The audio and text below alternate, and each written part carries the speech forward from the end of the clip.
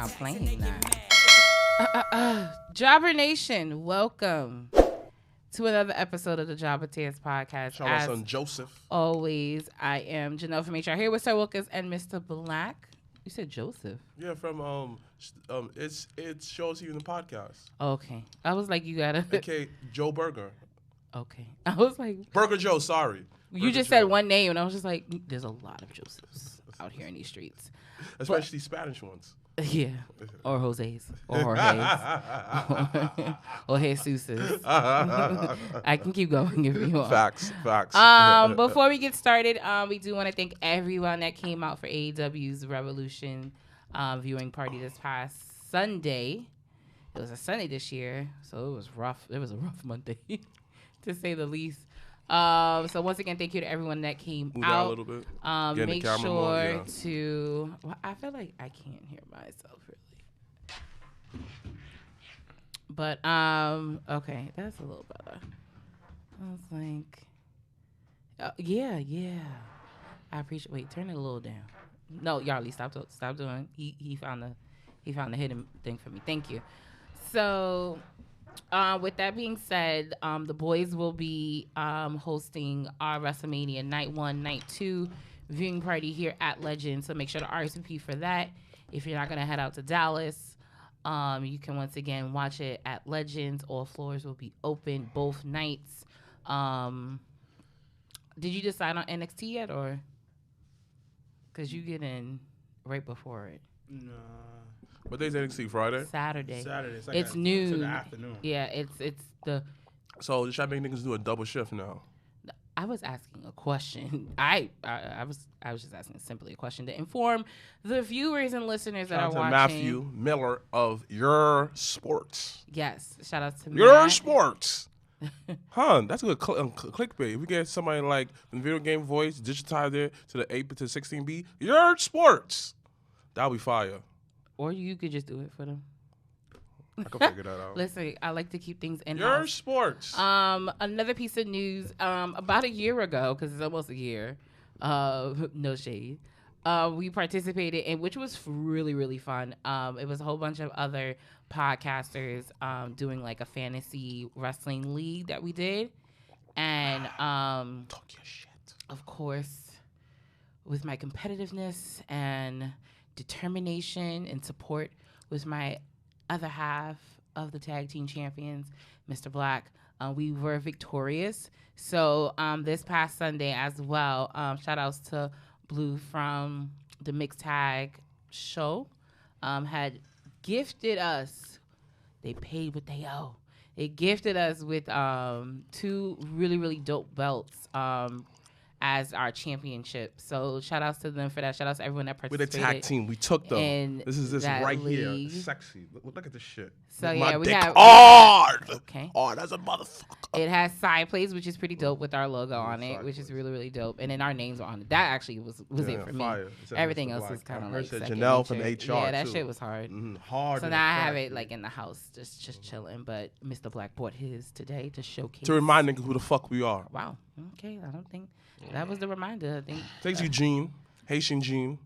Oh, okay. Happy birthday to your son. Happy belated birthday, man. It Shout out a to whole Nick, bunch of birthdays. the only black male ref in the East Coast. Yeah, turning 30. Shout outs to 30. Tyree of Prolific. Prolific. Niggas is out here turning 30 this year. Facts. We've been 30 for a while. Oh. Niggas has been sitting on 30 for a little bit. But dang, our GCC is this year too. Yeah. It's hilarious. You've been 30 for like 10 years already, so yeah. But the good thing about it is we'll look at age. No. None of us do. No, it's weird. I mean, Black don't cry. Charlie Murphy. Anywho, what else has been going on with you guys before we get into some wrestling? What you guys been up to? What's you know, I new? watch. Anybody watch 90 Day Fiance? Yeah, I used to watch that back in the day. Yeah, back in the day. It's fire though. So I started watching 90 Days before the 90 Days. Oh, that shit is intense. Me and Danny got caught up in that shit when we was in Dallas watching. Shout out to Danny at Pretty Hills. Yo, we see what you're doing out there. I was watching the other day. I was like, this shit is wild. I forgot how wild this shit is. It is. There was this one chick, and then I think she was like Colombian or whatever. So she was some type of Hispanic. And then the dude flies down there. He's like, all right. The short dude? No, it's a different one. It's a white dude? It's a white dude. And he speaks Spanish? No, he doesn't speak Spanish. Oh, Dang, okay. it's like a different one. No. There was the episode me and Danny watched. The guy was coming from, I think it could have been Colombia, but he knew Spanish. Like, he learned Spanish for her. So no, I know that talking one. to I've his seen parents. that one. He was talking to the parents in Spanish, and I was just like, oh, that's really nice. But then he like went down there, and then the girl was just like, basically, I was watching clips because I was bored. I was bored on my way on my train. So I was bored on the train, and then homeboy, spit your gum out. Oh, sorry. Don't swallow it. That stays in the pit of your stomach. It doesn't actually. Oh, shoot. Shut up, Thanks. My birthday kid was February 19, and he's A. Well, Gene, niggas be forgetting, but happy birthday to the young king. So the girl was like, I'm disgusted by you, and I hate the way you stare at me while I sleep, but I love you. What? And then he was like, yo, do you really love me? She's like, I'm not in love with you, but I love you. Nah. That's not enough. Get away from her. Get away from her. So then for that visa shit. So then he asked one of his. So then he was in Colombia. So then he asked like one of his wherever the chick is at. He asked one of his homegirls from like his Dominican friend to like who speaks Spanish to like talk to her, and she's like, basically, this chick doesn't like you, bro. You need to leave her. And she's saying that she doesn't like you. Shout out to Stephanie Hardy. She's disgusted by you. Right. And then the girl's like, also the girl that who doesn't love him was just like, yeah, she quit her job as soon as they started talking. So he's been like supporting her when she and had her kids. Own. Kids, plural. Whoa. How many kids, dogs? 2 kids. That's not bad. And then and then there was this another one. I just met you? No. And there was this another one like this 50-year-old who was smashing this Nigerian. Oh, didn't they get married in Nigeria? That's a different one. Okay, because I definitely saw that one. So what happened? So then I'm watching the clip. First of all, she's begging this nigga to fuck her. She's begging. She's like, yo, can we have sex? Is he white? No, he's black. He's black. And then she was white. I think she was white or either like mixed or something. Oh. And she was like, can we She's have a colonized African, okay. She was like, can we have sex? Can we have sex? And he was like, nah, I'm good. I want they ended up having sex, but then but she bought him like a MacBook, a PS5, what a mad shit. But the funniest one was when, it's not funny, but it was sad.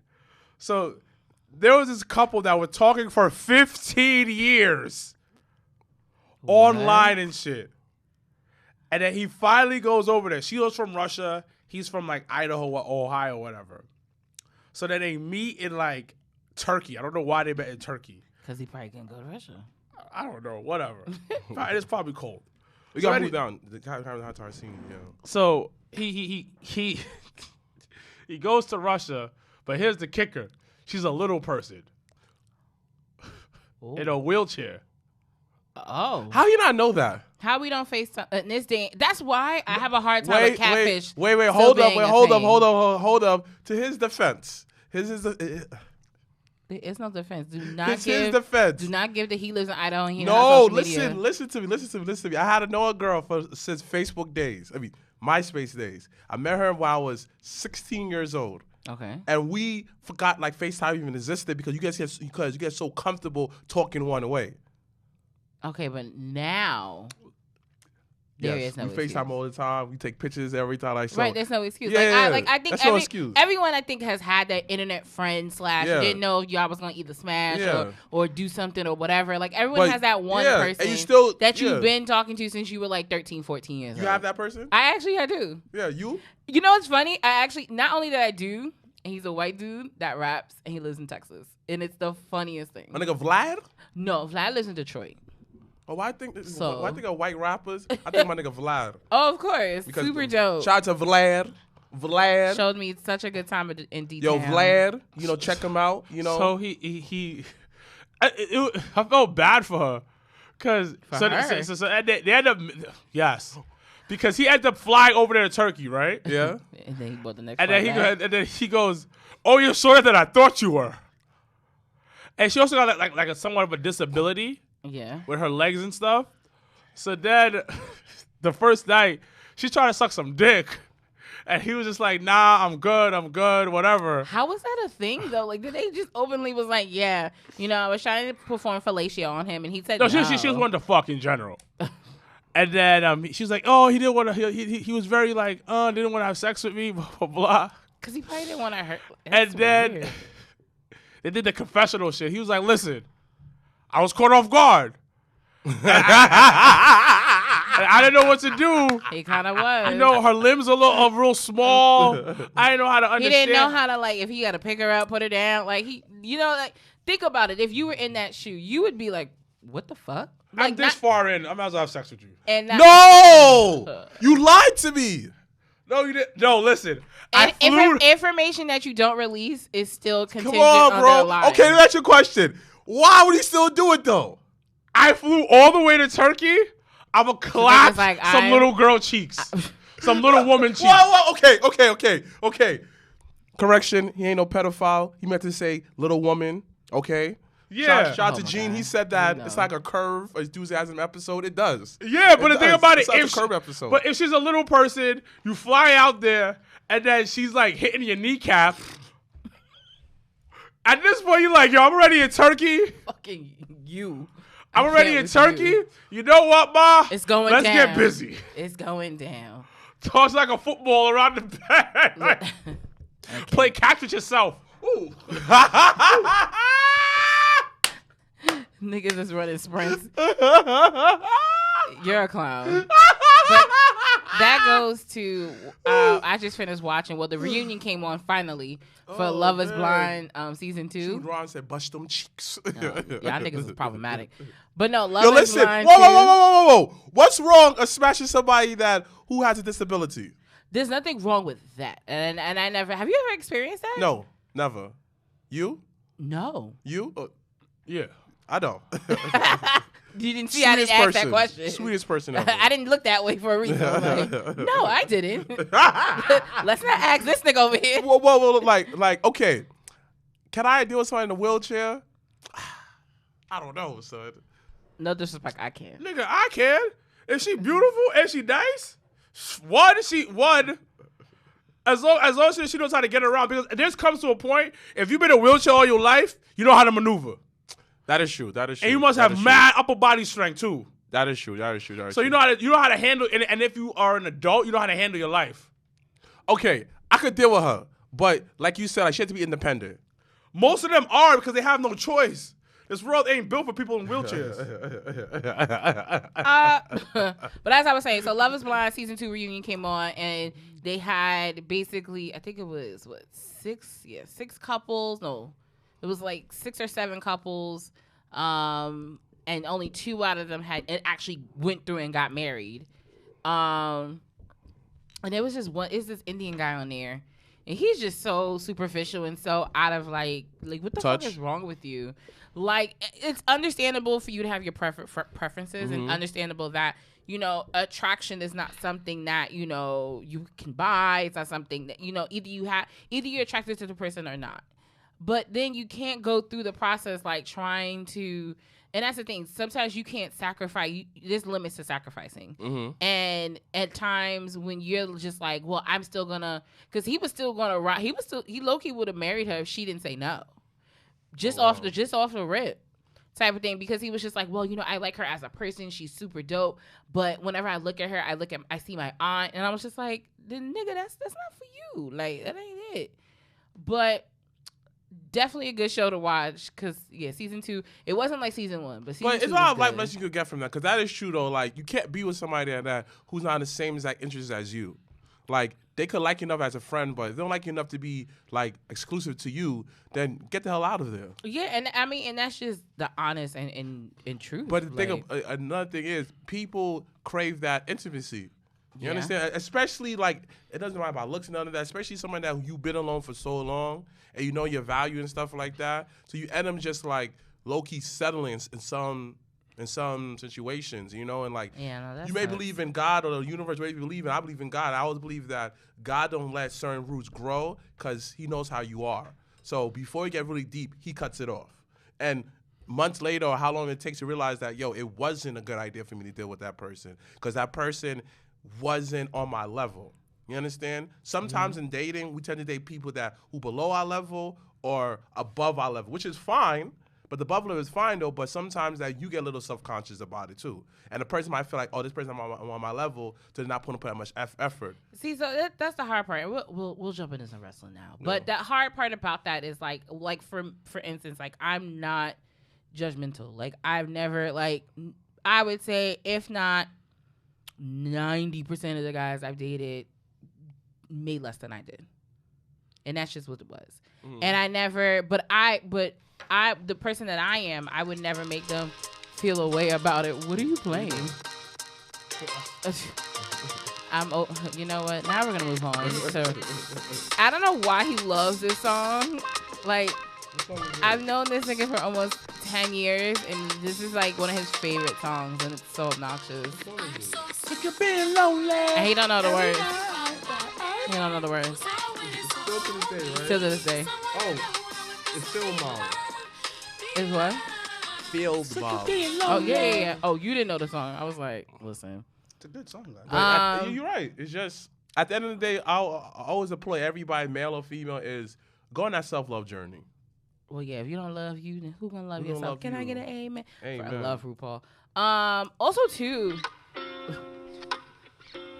Why is this your vibe today?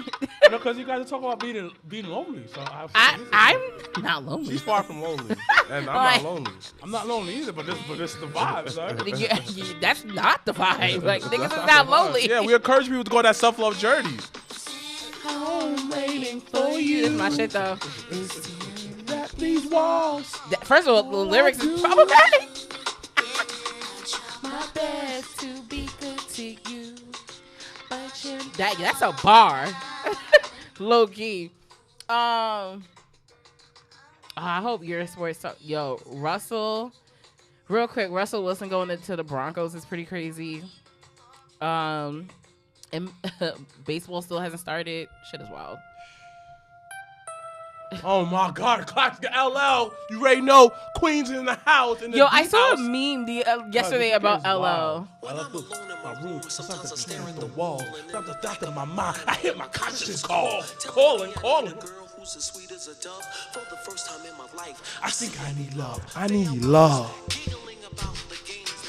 What am I experiencing right now?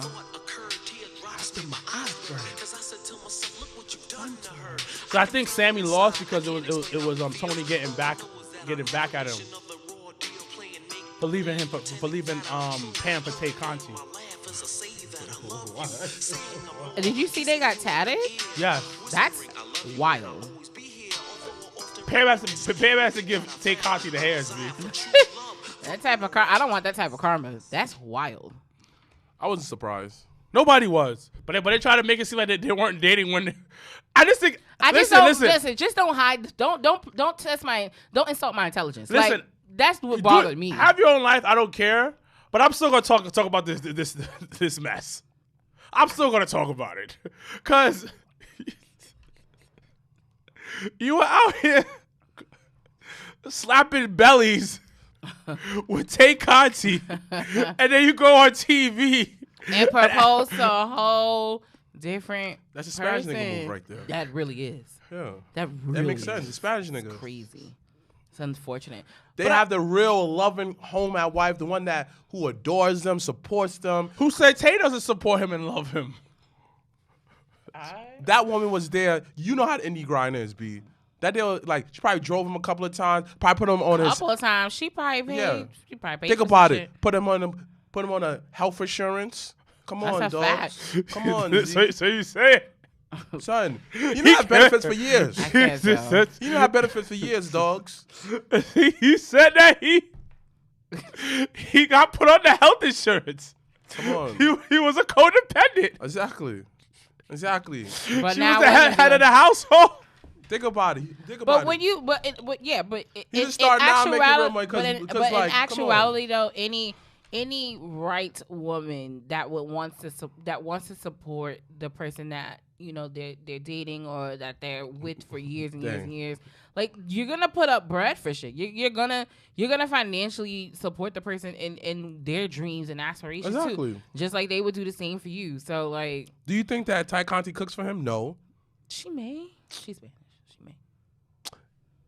Sorry. But That's sorry. It's my shit. Did you? This is a workout video. A good workout song. Come on, kick it up. This is how Pam is feeling right now. She's damaged.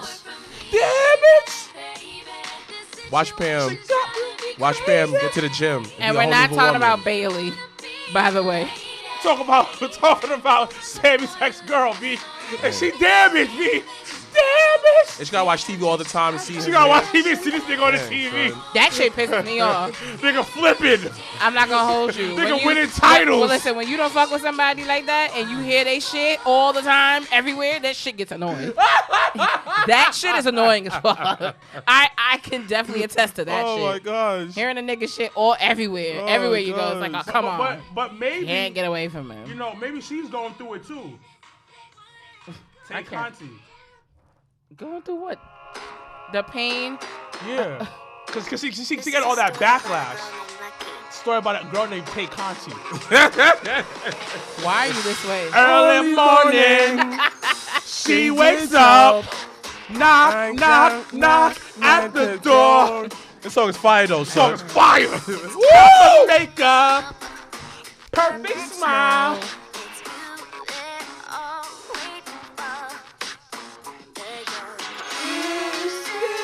So lucky. Is she all elite? Hollywood girl. They say she's elite. She's a star, but she cries in the lonely ring. Okay. I think that's enough now. Yeah. Shout out to Britney Spears out there, getting her freedom papers out here. I'm glad Dang. you have. Now you know how us black people feel when we get our freedom. Wow. Okay. All right. So let's talk about. Think about it. No, she had an oppressor. We're gonna move. An old white man oppressing her. We're going to move on. Yeah, she was oppressed though. I'm not. Yeah, but I'm not touching the Britney Spears. No, we're encouraging her. We encourage her. Yeah. No, which is great, but I don't want to talk about Britney Spears. Is what I'm saying. All right, fine. Like I was just like, all right, we've had our moments. So that's first things first. We're gonna talk about AEW Revolution. Jeff Hardy. No, we're not getting there yet. Dancing right before his brother get attacked. So I said, oh yeah, I gotta fight. But it makes sense though. The nigga got lost. Because that's something I would do though, son. I was like, oh shit, my brother getting beat up. It's funny. That's what little brothers do. He danced real quick. I was like, man, where he went. He did 2 pumps. He went both sides. Nah, he did 4, son. He did 2 on 1. He did both sides. He did both sides. As he ran sideways. Who does that? Only Jeff Hardy. Jeff Hardy. But he's looking good though. And then fuck, I forgot who said it on the fucking group. They was like, yo, remember the last time Sting and Jeff Hardy were in the ring together? I was like, damn. Yeah, Victory Road. It's like, damn. That's hilarious on all levels. And that's why Jeff Hardy gave me that nod, like, thank you. Yo, them niggas ain't say but 2 words. I was like, I don't know if they still got beef or not, but this shit is hilarious right now. But no, let's talk about. Shout out to Darby Allin for selling that. We get to, we're going to get to Darby selling shit too. Well, who took that? I don't remember. We're going to get to that, though. That's Dynamite. We're going to get to This Week in Wrestling. But first, let's talk about this past weekend's pay-per-view. Oh, before we do get into AEW Revolution, shout-outs to, of course, our sister in wrestling, Tasha Steelz, your new Impact Knockouts World Champion. Super proud of sis. Definitely. Yo. It is your time to shine. Yo, if y'all niggas not watching Impact Wrestling, son, y'all smoking the dust pack, B. Oh, that's because intense. Impact is a mixture of AEW and WWE. The stuff that AEW doing now, Impact been doing it, son. The best women division. Like Jeff Hardy and Sting. Exactly. You know, you understand? You understand? Like, yeah. Like, they have one of the more interesting tag teams. They have more match storylines. Everyone eats. You know, like, yo, dang, son. Shout out to Rich Swann and Willie Mack, just because. Oh no, always just because. But Shout out but to Chris Bay for being the only black brother in the Bullet Club. He don't get respect for that. He don't. Well, it's unfortunate. But then again, Jay White is not the most social leader though. He was trying to cut a promo at Hog, and I was like, no niggas respect this man, son. But look, remember at WrestleCade, ain't nobody was at his table. Ain't nobody was going up to him. And this goes back to what you said all the time. Wild. You are wrestling high, but are you crossover high? Because he could be a crossover star. Jay White, he got the accent and everything. I mean, the thing is, at the end of the day, you kind of, it's kind of like this. You making your money, you have your core fan base, you feed your core fan base. Yeah. Okay. You know what I mean? I mean, listen, you're always gonna go for your target audience, and that's why that's an important piece, no matter. So let me ask what you a wrestling question: is that to a lot of the detriment to a lot of these wrestlers only listening to the wrestling fans? Because the wrestling fan, there has to be a balance, I think. yeah, I agree with that too. Because some wrestling fans will like you because you're hot. Oh, you have a great, like you fit, you tickle all the boxes. Like for instance, Mikey had told me, because Mikey's always loved Eddie Kingston. Never understood why. He just was like, nah, that's the nigga. Like, I love him.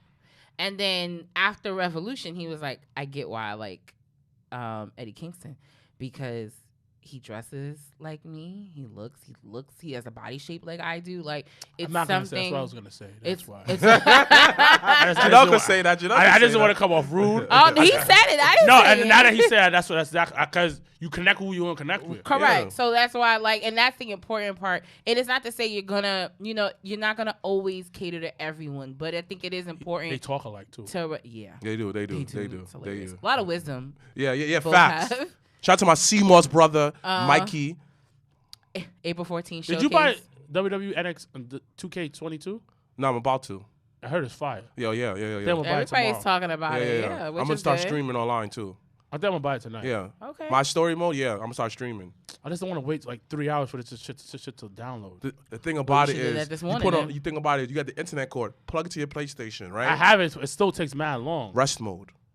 Oh, that's smart. Yeah, rest. But I mode. might buy should I buy the actual game? That'd be easier. Yeah. It would be easy. Yeah, it would be easy. Yeah. Well, do what you got. And Yeah, then, it would be easy. okay, so how about next week you guys can review 2K, because I think Mikey wanted to. So Yeah. he was talking about it this morning. Yeah, I'm gonna definitely. But no, I think in terms of when you have a character or a gimmick, you're not going to, it's not going to hit for everybody. It's not.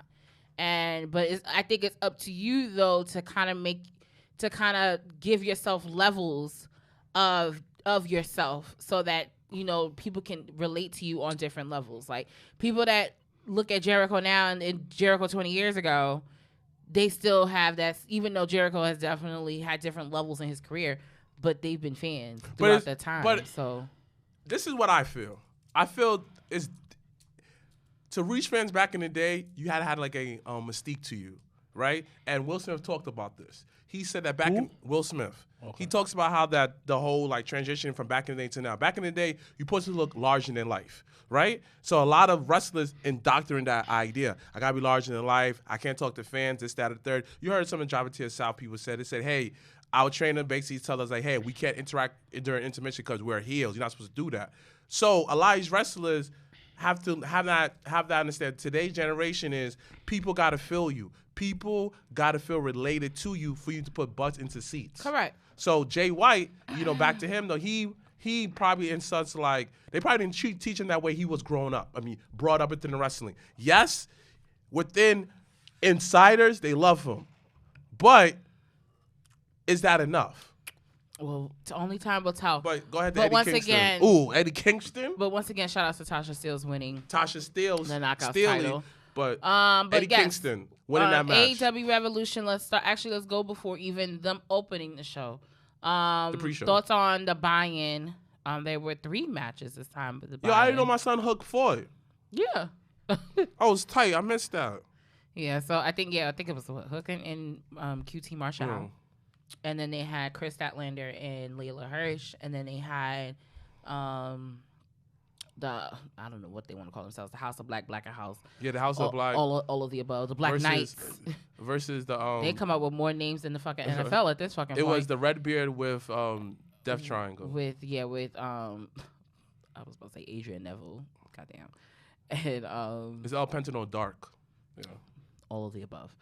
But what were your thoughts on the buy-in? It was what I saw was solid. It was good, especially the 3-man traditional tag. That was very good. That was very fundamentally sound and everything. It kept my attention. Okay. So, Wilkins, your thoughts on the buy-in real quick, and then we'll. I thoroughly enjoyed the buy-in was good, man. It felt like they put Dynamite before the pay-per-view. Yeah. So did it? Okay. It like if I was like waiting to get my shit off, you know what I mean? I'd be like, all right, cool, I'm gonna fuck with this. I liked it. I liked the buy-in. I don't like QT Marshall at all, nigga. QT Marshall. That nigga looks like he does plumbing. Yeah. But I think you need that. The person that you can connect to. Like, you know that. No, because it be that nigga on the couch that the dad, and he might turn and go, who is he? He looks kind of like me. like you know what? You know what? That. Eddie Kingston example. Yeah, like, you're right. Okay. Like, let's say a kid's watching AEW, and the dad's like, "What you watching, little man?" And he go, "Oh, that's me." And he's wearing like the bowler shirt. He wears a bowling alley shirt. Well, you know. Niggas who are on bowling teams. And he got money, son. Nah, but bowling that's like a little sport.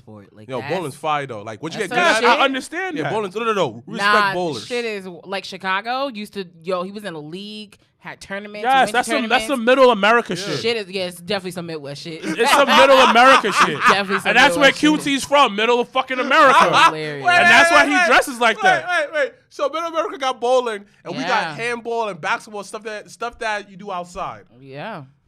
That's definitely a Midwest thing, because, that nigga used to always talk about leagues and you gotta have different, and had his own bowling ball, his own bowling shoes. He had his own bowling balls? Yeah. And his own bowling? Damn, Yes. Like, He was niggas serious. was nice.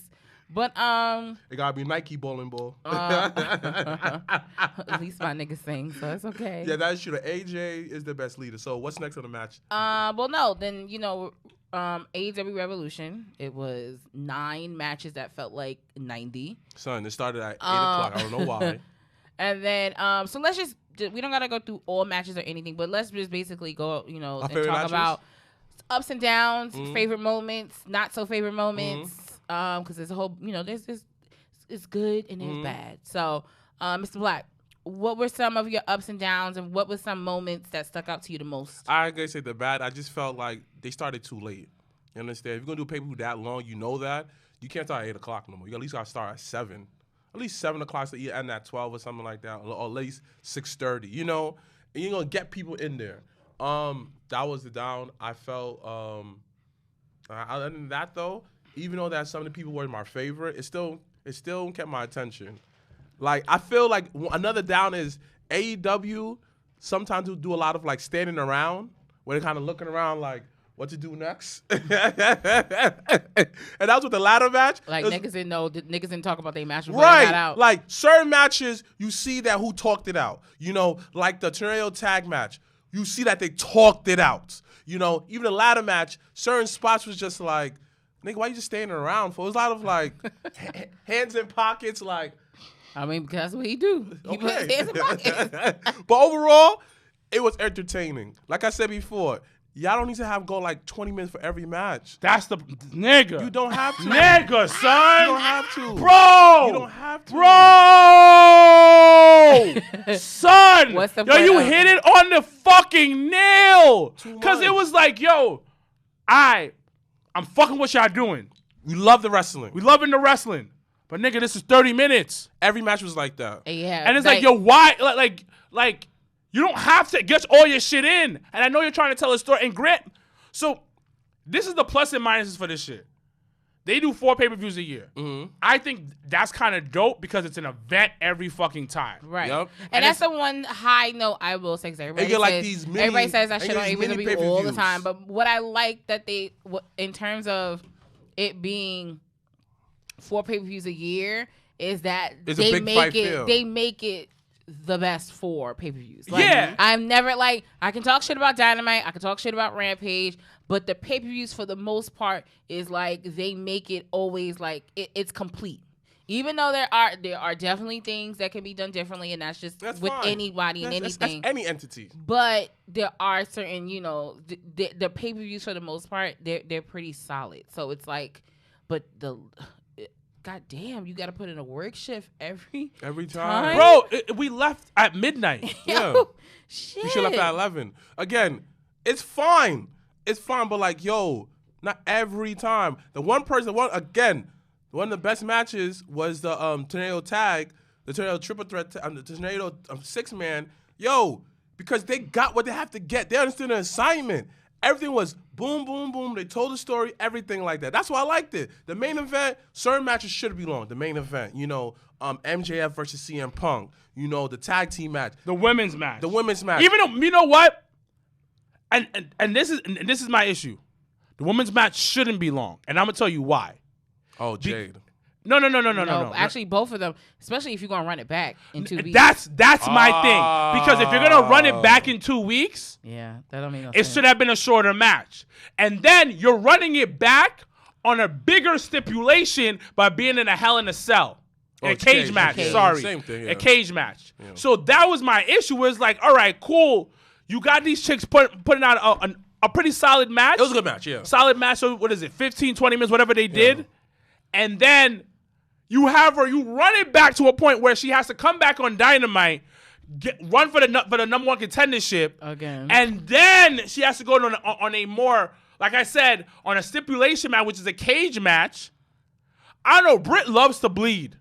Yeah, she wilding out here, boy. But I didn't mind it. But if the match had interference and Britt Baker won on interference, something like that. She did. She did? Yeah. She fell asleep probably. Yeah, I did fall asleep. Yeah. And that's the point. It's like, listen, it's like if they would have did the Becky syndrome where she beat Thunder in like 26 seconds or something. Because like she got jumped before that. Right. Or the bell rang and then Reba, whatever the fuck her name is, and the other girl just distracts the ref and then fucking Britt does something and then roll her up or something. Then her getting another title shot in 2 weeks makes sense.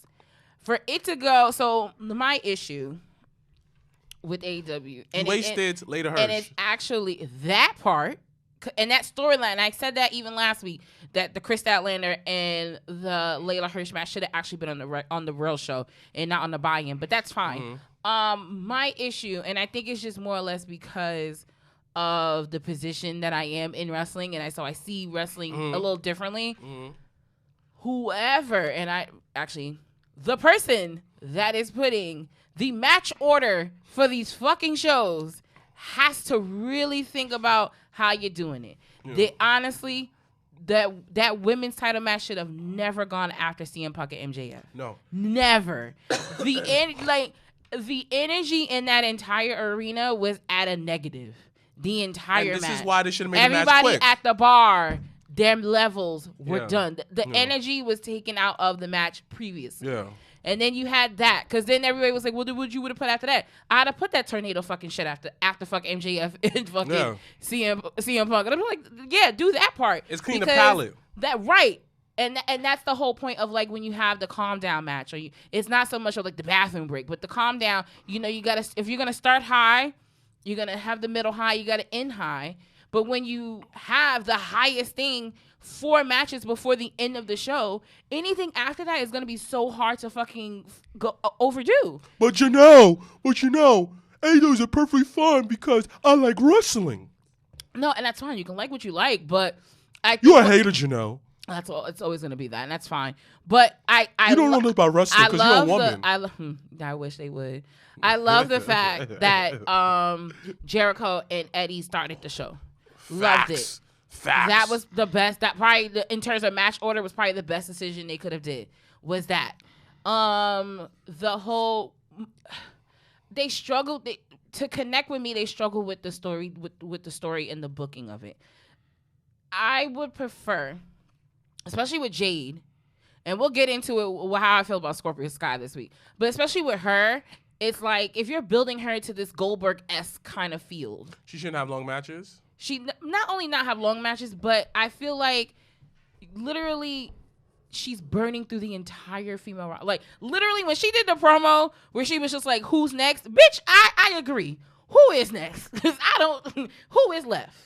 And to avoid that feeling of you burning out literally every opponent she has, if you honestly booked it where you build up to that actual match, then that avoids that. I would have actually preferred to see her and Tay Conti go for like 2-3 weeks before the pay-per-view if that was going to be that. I would have preferred that. That's just my preference. Tay Conti low-key fine, though. So Sammy's doing a good thing in these streets. God. But go ahead. But that's what I would have preferred because when she came and or if you were gonna leave it as the open challenge type of feel, then don't announce it the week before that Tay's gonna accept the fucking challenge. Have Jade come out and say, "Well, bitch, who's next?" And then the person comes out. Like if you're gonna do certain things like that, you have to kind of have that balance where you're like, okay, either I'm gonna be excited for this because I have the unknown. Or I'm going to be excited about this because they have been working on it for a period of time. Everybody was invested in MJF and CM Punk. Why? Because they've literally been building it the past 6 months. And it's fine. But who is left? But he doesn't like storylines. Hey, it depends on the person. But that's the part. AEW this week, they've been listening. But that's the part. Because Dynamite, they had a lot of storylines. That was the first. They've been listening to us. Let me tell you, that was, and we're going to get to this week in wrestling. This past Dynamite was the most talked Dynamite I've ever seen. Nigga, mad talking. Mad talking. Like, for niggas to really be pushing that narrative of professional wrestling, I was just like, where the fuck was that at?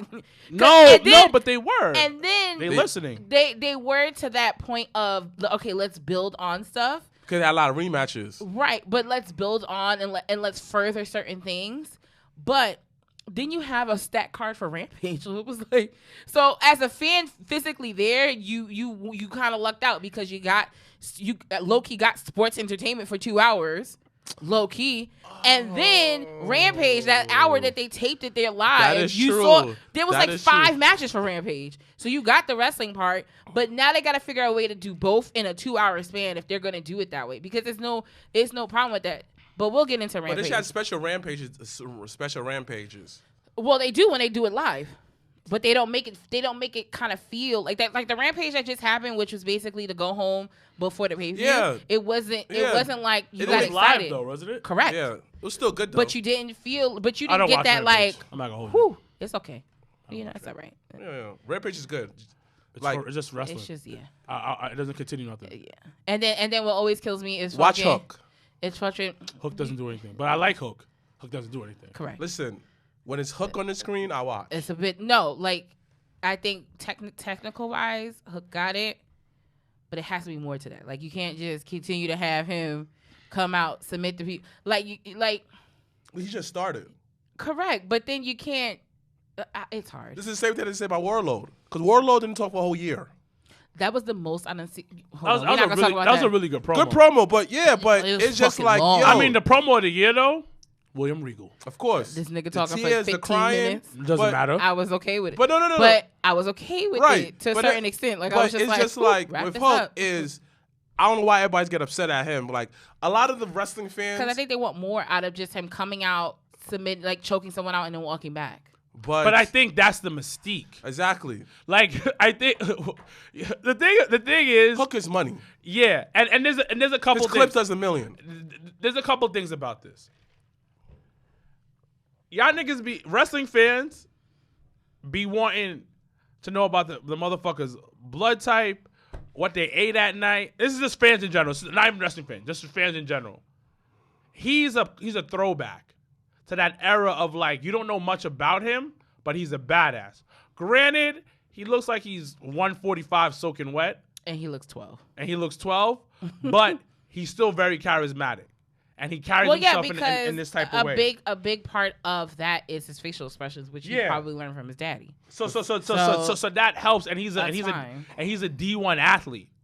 Lacrosse. Yeah, lacrosse. He has like a scholarship and everything for that shit. And then that's when you realize how white Taz is. Right? Yeah, because even when Warlord was talking last night, me and Mikey looked at him. He was like, "Does he have color? Like, is his half black?" Yeah, y'all be getting fooled by these white folks out here. He's probably Italian. No, but I was just like, it's that's either the closest. That's the closest thing. It was either like, and then we was like, nah, he's probably just really good. He got a really good tan. He was like, they live in Orlando. They're always in Jacksonville. Yeah, so I'm pretty sure he lived in Orlando because he almost went to NXT, so he probably lived in Orlando. But you do make sense. Like, It's none of your business. But the thing about it, people, it's just the current state that you spoke about it because of social media. Yeah. People want to know more. And I like that we don't know that much about it because it's a throwback of who he is. Like, we don't need to know what he does. Like, he could be the biggest dork in the world that we wouldn't know. And it makes you want to listen to commentary more. Yeah. They do be putting him over. They put him over all the But time. that's why but that's their job. But then once again, they pick and choose who they want to put over low-key too. But the whole Hook situation, I think that Hook is something that you want. Because you may hate on him, though, but you watch all his matches. You go on YouTube and watch his clip. You talk about him. So like, all you're doing is adding on to him. So everybody who hates Hook. I mean, but whenever you have hate or when you have love, like, as long as you're being talked about, it doesn't really matter. With the whole Hook, irrelevant. yeah. But back to Revolution real quick. So, but yeah, Jericho and Kingston opening. You know Keith Lee's done, right? Listen, I don't know what the. Hold on. Then the ladder match. Once again, they had 3 big niggas, three medium niggas, and I didn't understand what that was about either. It worked. It was a good match. It didn't run long, so that part I was like, okay, good. They were trying to kill them. And then they kind of saved Keith and Will by kind of like incapacitating them and didn't make them look weak. So I like that part because that was my always concern. No, the spots were really good in that so match. that was my Shout out concern. to Ricky was Starks like for that. taking that bump on the ladder. He low-key, he placed him on the ladder. He didn't really like. Let's stop breaking the fourth wall. What I told you. He didn't go full-fledged. He definitely. You seen Orlo powerbomb niggas before? That was the softest powerbomb. That's good. That he's done. He cared about his fellow man. Which is fine, but I'm just saying we can't sit here and be like, congratulations on taking the spot that you guys probably talked about and said, listen, bro, give me about a 3. Even if it was a 3, that shit still hurts. I know you can go. Well, yeah, because it's a fucking ladder. But I was like, if he would have went at a 9, Yeah, true. Because like he probably would have bounced twice. Boom, boom, boom. right, and then fucking Darby Allin that shit like. Darby Allin is a crazy white boy. Fucking Sting taking spots at 62 Because years old. Sting is a crazy white boy. He fought 60 niggas in WCW. He must have heard what we said when we was just like he just putting on spray, he putting on paint, face paint and not doing nothing. He's still not doing anything. But I know He did nothing in that match. I know, but It doesn't matter. He fought 60 niggas before. I don't care. He fought the whole NWO by himself with a baseball bat. Listen, 60 niggas, son. He's not a Sting fan, so that's why I Son, like bothering him with Sting is the crazy white boy, B. No, He Sting's fought fine. 60 niggas in WCW, dogs. I don't with care. a baseball bat. Oh, nigga, that's how you do it. Care. 60 niggas, son. Boom, boom, boom. I don't see Undertaker fought 60 niggas. And then, I but don't see. You know, Goldberg beat don't over fucking 60 do that niggas. shit. 1-on-1. We don't know that. Yes, he did. We don't. Yes, know he that. did. We He don't fought know the that. weekends. We don't know that. He fought at house shows. He fought at house shows. Were y'all there? So? Nah, fuck that. If you wasn't there, it never happened. So? He fought over 60 people and won. He fought mad niggas. There was a- one week, Mad nigga. yo, 1 week they said it was 60, and the next I week was really upset that episode when y'all was like, nah, and I was like, yo, did you not watch how one Nitro? It was like he fought the weekends. It was 1-on-1. He fought on the weekends. It was 1-on-1. They had house shows. It was 1-on-1 on Monday that one day, and then the following Monday that nigga was at 268, and nobody was like, Nobody questioned what it. the fuck happened? Nobody questioned No it. one questioned this shit. He went to Mexico and fought jobbers. Exactly. It still counts. Don't do that. That's not funny at all. Yeah, he went to Canada for some more jobbers. Exactly. You forget WCW had a working agreement with Japan. I know that, and they had a record relationship with Mexico. I know Exactly. that. This nigga But Goldberg William was Goldberg like was Ryu, just traveling across the country and fighting William people. Goldberg Exactly. was not about that life. So Yes, don't he do was. that. He was Yes, like he was. Ryu. He was looking for the next best fighter. And he'll like bump into somebody Exactly. and he'll fight. That Yeah. nigga Mortal Kombat. Yes. He fought all the time, B. He fought all the time. He just like Evolve. he'll get at the gas station, somebody be there. He's like, I'm looking for the best fighter. He'll just fight somebody. He fights though. You know, so Super Side Out. You know, like the old school Pokemon where like you would go in the grass and like it'll be a wild Pokemon yeah. and it'll make that noise. Shit. The new one, because Mikey was playing it the other day and he was like, "Here, you want to try it?" And I was like, "Yeah," because I'm thinking like, okay, No. I'm gonna get that same No. like feel. No. Nah, that shit did not do that at all. They fight you Actually, now. all of them, they fight you. They're Yeah. all out in the open now. Yup, they like changed shit, it. I don't like that. So Yeah. I gave that shit right back to him. I Yeah. was like, "No, here, you can They take fight that back." you like every little girl fight a big Pokemon like this. I'm Like, them all right. niggas is like Yo, I gotta out. get it. Like the It's shit fire. is Yo, hilarious. you agree, like the Pokemon dead as be trying to fight you, dogs. They like run after you and shit. Yeah. It's wild. I love it. So realistic. But I wanted the whole. Yeah, I guess that's why it's more realistic. And after I know when I you guess get it your has Pokemon to come evolve, out and literally. save you, yo, listen, the formula is real, dog, son. Yeah, but no. What else about Revolution? What did you think? It was like I said, it was Solid. It was a good pay-per-view. Very It was just good. too fucking long. Yeah. It was way too fucking long. I'm trying to think anything else that had. I mean, the MJF and Punk match definitely Warlord turning face. ended. That Fire. was coming, so that was Fire. good. Which then when he spoke on Wednesday at Meet, like I was just like, good for you. This is the first one I didn't know you could talk. He gave it for you. Good. But Revolution though was pretty good. Some people said that was very WWE-esque. What? Why? Because Wait, what was? Because like Warlord's promo, I'm looking like How about Dynamite was very sports entertainment? Like in a good way. There's nothing wrong with that. no, but I know, you know that, that. Everyone else does not know that People forget because they've created this narrative of always pushing professional wrestling, which is fine. But then in you creating that narrative, you shit on sports entertainment. But then the thing is, you present sports entertainment. But the thing is, though, they're not pro wrestlers. They're AEW superstars. Okay. We're gonna But go then that again, route. all that Vince did was just brand himself. That's what you do. But yeah, if you look up the history of wrestling, it cannot be shoot. How it cannot about be real. every person, whether it's wrestling industry, whatever it is, you are the brand. Yeah. The end. Like there's nothing. Like look at fucking Jordan. Oh, Jordan brand, yep. Jordan took him. He is the brand, literally and figuratively, the brand. So like, For example, right when Paul Heyman was part of ECW, right, the WWE version, he branded them at different. He branded them as wrestlers and the women as extremists to make them separate from the from everything else. It's called branding, but wrestling as essence is sports entertainment. If you read the history of it, before it was real, but then they realized that we can't do this because these matches are boring. So it has to be entertainment. Like even WCW, that was very wrestling heavy, had sports entertainment in the thing. Sting didn't wrestle for a whole year. He sat in rapper with like a damn crow. He's still doing it. well, actually, no. Now he's just walking to the walking to the right. ring. But that's still sports entertainment. When like That nigga is dedicated to that face Right. because Like- every week he don't do shit, and every week that It be nigga fire. he is tooted and booted. everybody go all crazy for this Rock promo, the Rock and Stone Cold promo, My Way. What was that? Sports entertainment. The match has sports entertainment element in there. Every match y'all niggas love so much, sports entertainment. Even like New Japan, AJ Styles versus Shinsuke, sports entertainment moments. Yeah, but people don't like it. People don't. Yeah, people Don't are wanna gonna admit be it. what they are.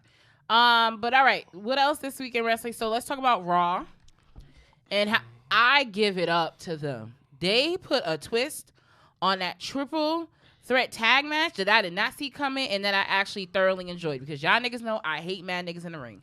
But was when good. they made it like a tag team triple threat, but like a legit tag team triple threat where all three niggas was valid in the match. Yeah. So it was like a triple threat within don't the do that a triple lot. match.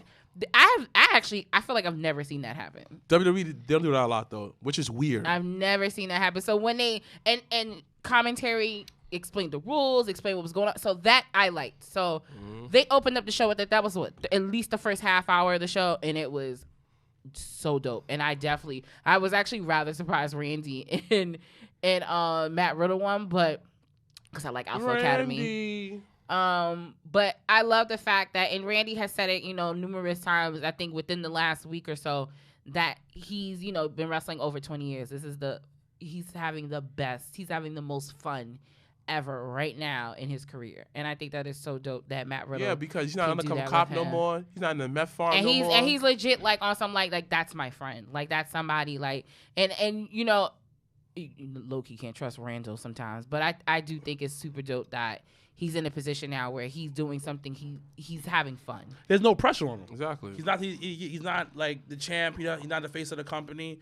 He's just chilling. Yeah. And he earned it. 20 years in the Absolutely. business. Yeah. Got to give it to him. But what else happened on Raw that I can remember or that we can talk about before we get to of course, Stone Cold. the end of Raw. Stone Cold. Where Kevin Owens, and first of all, shout outs to WWE and their production team and their camera people, because like when this nigga was interviewing Seth Rollins and Seth Rollins didn't even look in the camera, he didn't even move, he didn't flinch. I said, oh shit, they are really, this is it. This is him and Kevin Owens both all in the face, like serious. And I was like, yep. This is dope. So then at the end of Raw, they had Kevin Owens. Kevin Owens came out and he said, you know, he's been talking trash about Texas for the past 2 weeks. So he's been dropping seeds about this for the past few weeks. Came out, was talking about, you know, I'm going to have, and that's what confused me. Kevin presented it like it was the KO show. Commentary made it seem like he was having a match. When Austin came out noon on Tuesday to respond, it sounded like Austin was putting on boots and his knee brace. Even the news said the same thing too. Like, I was so confused. Yeah. I was like, what are we doing? I was watching the news. They said the same thing. Like, they had a segment talking about it on Fox 5 News. Listen, when something ends up, and this is how you know shit is big. When shit ends up on World Star, that's how you know shit real. That Austin thing was on World Star. Oh, nice. His whole shit. I was like, because Mikey told me, he was like, yo, the Austin thing's on World Star. I said, I'm not surprised, because anything that's like really big and exciting, low key, ends up on there. That Nakia Lyons girl, I had niggas at work that don't even watch wrestling that know I watch wrestling be like, yo, I saw such and such. I said, you saw it on World Star, didn't you? He was like, oh, how'd you know? Nigga, because I know. Like, World Star is that, like, you gotta World Star and TMZ, because the CM Punk and MJF thing, when the first bleed, the Wednesday Dynamite bleed, was on TMZ. Oh, wow. So, like, that's how you know when stuff is low-key crossover. But yes, Kevin Owens and Stone Cold Steve Austin at WrestleMania Night 1. Thoughts? It should be a brawl. What are you gonna? Are we gonna go stunner for stunner? They should just fight each other. Are we gonna around the arena? That's the only way you get your money's worth. But are they fighting though? That's the real question. No, he is right, like that. But I feel like that's the mystique about it, low key, that they created. It's a dichotomy that they low key, because Kevin Owens presented it like, I have the perfect guest for the Kevin Owens show. And then if you go back and watch commentary, they literally was like, Austin hasn't been in the ring in 19 years. And I was just like, wait, are you guys presenting this as a match? Because you just mentioned that? And then Austin said it where it's like, I don't care if it's a brawl, the show, a match. Like, I'm about to fit and whip your ass type shit. And I was just like, what? Marketing. What are we doing? Marketing. We're sprinkling. We don't know. It's just sprinkles on the cake. They're going to brawl. I'm excited. The safest way to brawl is the safest way to have a match. That arena is gonna erupt when that glass breaks. Let me tell y'all. They got to brawl. That fucking glass broke on Raw. At the end of Raw, me and Michael Bostic fucking like we started screaming, and then it was just Austin's picture. We was like, oh, what the fuck? We just popped for no reason. But even going back to 32, that was an AT&T Stadium. I remember Austin came out on the ATV thing. And he came, I forgot who he stunned Xavier Woods. He came out. When I tell you, me and Quintus, because that was the one me and him went to, we were on the concession line. We were like, all right, cool. It's the cool down. Mick Foley had already came out. I think HBK had already came out. So we were just like, oh, okay, yeah, let's just go run something, get something, go back.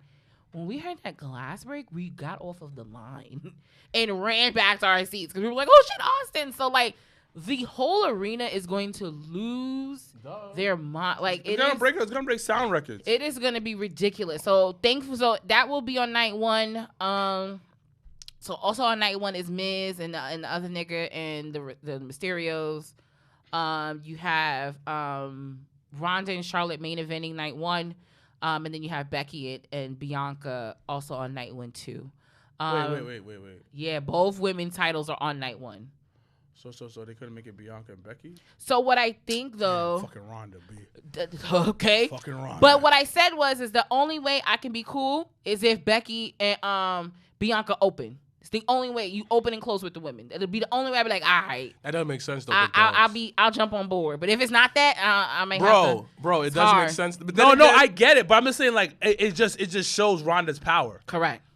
Yeah. Like, she literally put her dick on the table and was like, this is what I want. This is what you guys got to give me. Thank you and good night. It's not going to be a good match, though. At all. They don't have chemistry. Outside of what they did with the triple threat. And I didn't feel that chemistry moment until they had the police escort shit. That whole buildup was very stale up until that police moment. shit. And that police shit, I think, was like maybe a week before WrestleMania. Mm-hmm. It was a week before WrestleMania. So outside of that, best buildup. that shit, it wasn't even. It was the best moment. Like, think of it like Fast and Furious when they always press the little fucking button for like the Nitrous. NO2 shit. NO2. That's what the fuck. That's what the fuck that was. Nitrous, yeah. That's how that was. But yeah, no, they don't have chemistry in the ring. I mean, so I'm not looking forward to the match at all. No, Ronda, Sasha, and Nia had good matches. Yeah. Ronda and Nia. Fire Absolutely. matches. Absolutely did. 5 matches. I'm trying to think. Actually, no. Oh, I would have said her and Alexa. I feel like we're not bad. Her and Alexa wasn't bad either. You know what? Ronda had good chemistry with. A lot of people want to give her credit. Who's the one that he's married to? Who's his mess with John Cena? There's a list, but continue. Nikki. Oh yeah. Yeah, like they had good chemistry with each other. Ronda just needs to be around more aggressive fighters, and I just don't. Her and Charlotte just It doesn't click. There's no real aggressive fighters left. Yeah, I mean, unless Shayna was like, "Fuck you, I'm on my own" type shit, I would be interested in seeing her and But Shayna. they don't push her. It's like, okay, we do. Like, you pay this killer just to sit around? Yeah. She's a killer. But that's night 1. And then night 2, as of right now, is once again the unification title match. We have Roman and Brock. So they're main eventing. You have the women's tag title match on night 2. Match. You said what? It's not a unification match because the networks want champion a champion on both channels, on both of them. Yeah. Yeah, so you got to unify them. No, it's not a unification match. It's not. No, so so he's gonna walk around with 2 belts. It's a winner take all. Yeah. So we're gonna. Becky did it. Seth did it. No, but then when they both did it, somebody dropped the title to somebody within like the month after. That's probably what's gonna happen with Roman. Oh, so you think Roman's winning? Yeah. Yeah. Okay. That's how you push. You think Brock is winning? You think Brock is winning? Well, when we do our predictions, we'll see. I don't know. I'm very 50-50. I don't know. Brock is here just to put over people. I don't think so all the way. Brock is making $2 million regardless. His merch. Brock right now is a fucking baby face. It doesn't matter though. He's still selling. He's selling more merch. Brock sees it as, yo, I'm he's just having selling more fun. merch because he's a fucking baby face. But then you have to understand he's gonna be then to think about it, if he wins both titles, that means he has to work a bigger schedule. Exactly. To be honest, this is the most he done probably worked. In a minute. But then the thing is, you take off 2 belts. All you gotta do off is both talk. shows. Exactly. You gotta be on both That's shows. That's literally what you're going to do. That's the only reason I can't see Brock winning. I can see why you said babyface, because babyface win at WrestleMania. Well, not only just that though, but I feel like I think everyone is stuck on part-time Brocky being there for every 6 months. But Brock has honestly have shown up a lot more. But he doesn't wrestle. And I don't think, and neither does fucking Roman. Roman wrestled a lot more than Brock did. Roman's on TV more. He doesn't wrestle more. But for me, he's on TV more. Think about it. But it's just. When's the last time that Brock fought on like network television? But it's also. When's the last time Roman Reigns has fought on network television? Like 2 weeks ago. Yeah. 3 weeks ago. Okay, 2. But the thing, what I'm trying to say. He still have more network matches than Brock. But I'm just trying to say is that Brock is part-time. How you put the title on a part-timer, but you're not going and you're ending your season. And they've done that before, so. But you're putting both titles. When the last time they put the title on Brock, they still had another title on one of the shows. You're literally gonna. It's a winner that doesn't make any. That's stupid. No. I thought they were unifying it because they wanted one champion on both shows. No. Listen, advertisement, business. How you make night 1 big? Winner takes all. Night 2. They're night 2. Night 2. Winner takes all. To a person who don't understand that, oh shoot, whoever wins gonna get 2 titles. That's it. It's a great marketing thing. It's great for casual wrestling fans and new wrestling fans. Hey, I recognize Brock from back in the day. Oh, who is that? That's Roman. He was in Shards and Hobbs. This, that, third. That's a big money match. So, question though, wouldn't it still be a money match without the titles?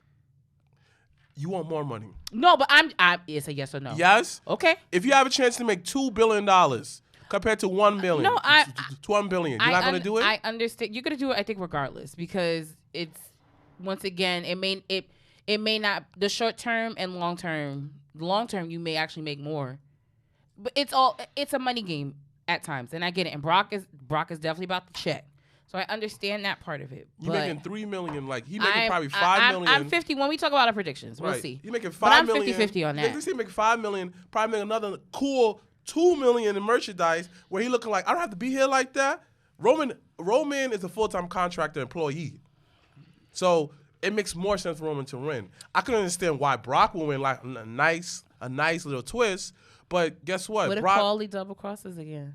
That would be dope, but I just don't see. Yeah. Okay, we'll see what happens then. I'm trying to think what else. Oh, Braun Breaker was on Raw this week. Tagging with Ciampa Great fucking shit. Before their NXT title. Won. And then the next night on NXT 2.0, Pardon me? Ziggy, Mike Ziggs, is now the new NXT champion. I love that. Which is dope. A lot of people were kind of like, how, what? And it's like, I think it's the same formula when Finn went back to NXT. Like, you gotta kind of give it that boost of like, that pop, yeah. And and I think and once again, Ziggler's been loyal to the company. He's been there, and that's a title he hasn't won at all. So I think him finally win that one, and then he can main event fucking Takeover, because he clearly wasn't main eventing WrestleMania. So let everybody get their opportunity to shine. But Dolph fits NXT for some reason. Why? Yeah. Because I think, once again, when you kind of been in that, either not spotlight, but when you kind of been in certain positions for a while, you can kind of bring the best out of somebody else.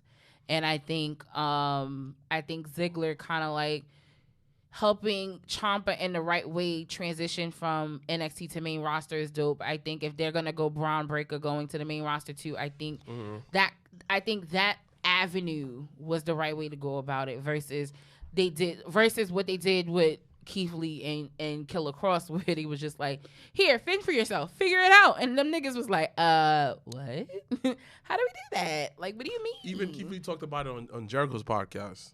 He talked about how Vince didn't like his voice. Yeah. He said that. But can you really think about it? You've heard Keith talk. Would you Keith Lee would you be mad? For his good. It's not even that. He just sound like, I don't think he gets mad. Yeah, like he's like, and Keith Lee said that how that Lapu he rubbed Lapu along the wrong way backstage because he came up arrogant. But then it's kind of like your value. Well, also you know your self-worth. So I think, but I just said that listen, sentiments are a beautiful thing. I don't want to say the same thing you said. Clearly, you just agreed with me. Yes, which is not rare, but it happens from time to time. Keith Lee is just like, I think Keith Lee, at some point, he will transition to television.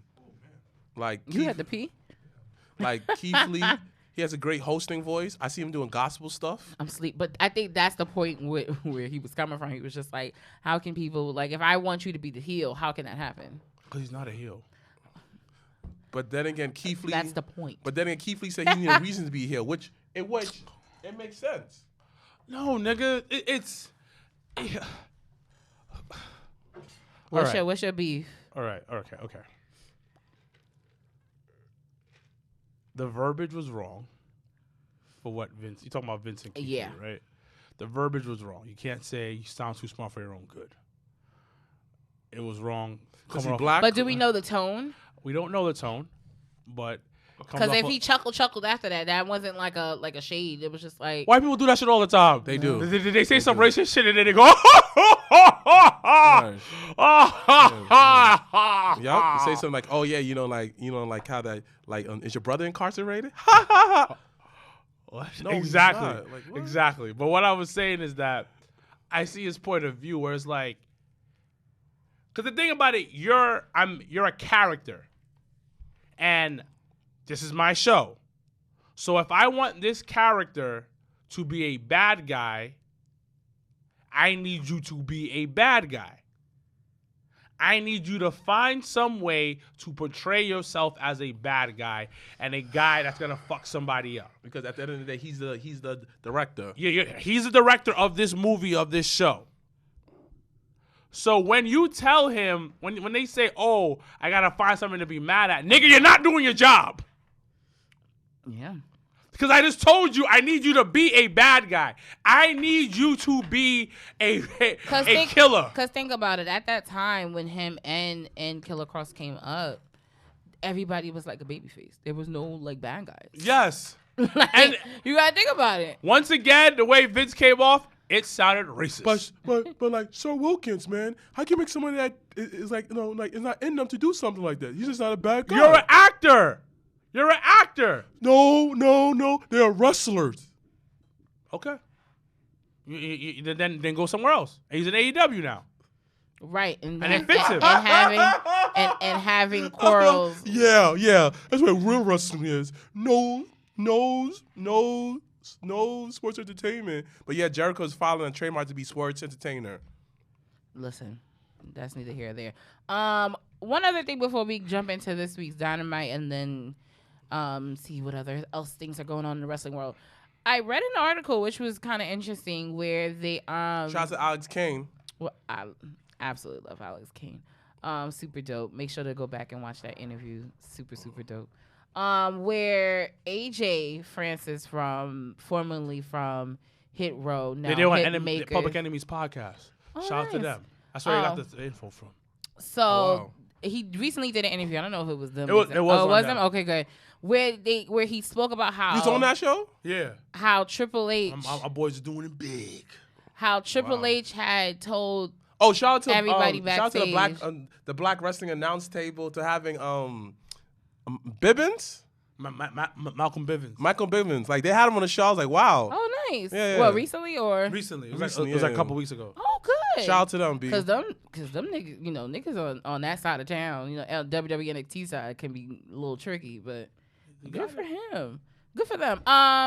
But yeah, so he was on an interview and he spoke about how Triple H had told everybody in the background, had told the writers when they had got called up, well, definitely in NXT, and then when they got called up, don't write anything for them. Let Hit Row talk and say what they want to say. Well, you can tell.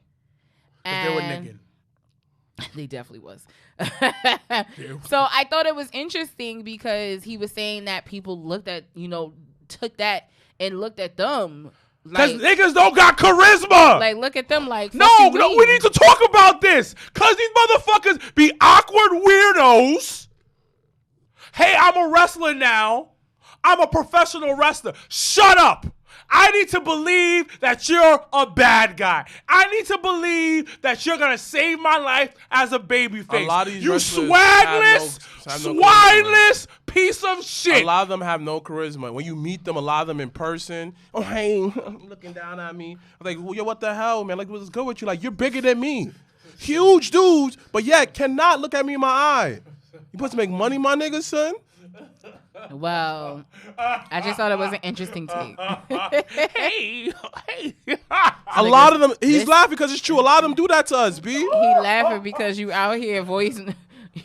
Because it got me tight, doing different voices and shit. Like, this nigga he's like 3 faces to Foley right now. It get me tight, on the fucking live show. Hey. And on top of that, like, they avoid eye contact with me. They don't sit next to me and go like You're this. Upset. But the problem is that Hit Row, I think what Triple H was trying to do was like, yo, if you want to make money. No. I think it was more like, I don't know this shit, this hip hop shit. Let them write. They can do what they want to do.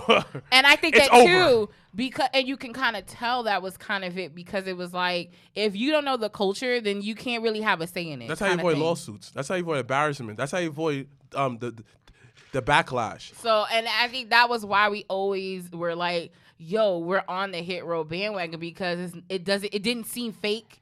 It didn't seem but then again, it didn't seem like other niggas was writing for them. Those niggas came corny. No, in the beginning, because we definitely spoke about it in the beginning. And like, they heard the pod. I don't know if they heard it, because they definitely low-key, them niggas heard it. They definitely shaded us. Them niggas heard it. What they shaded us? Because they were like, y'all were calling us corny, but look who we are. I think niggas had to get that. No, it makes sense, because it was the moment that the character shifted. So they shifted. They stopped writing for them. It was 1 week where niggas went off on them. Then NXT happened, and then the next week, them niggas had switched up completely. Fun fact. If you go in that video, right, one of the guys is friends with them.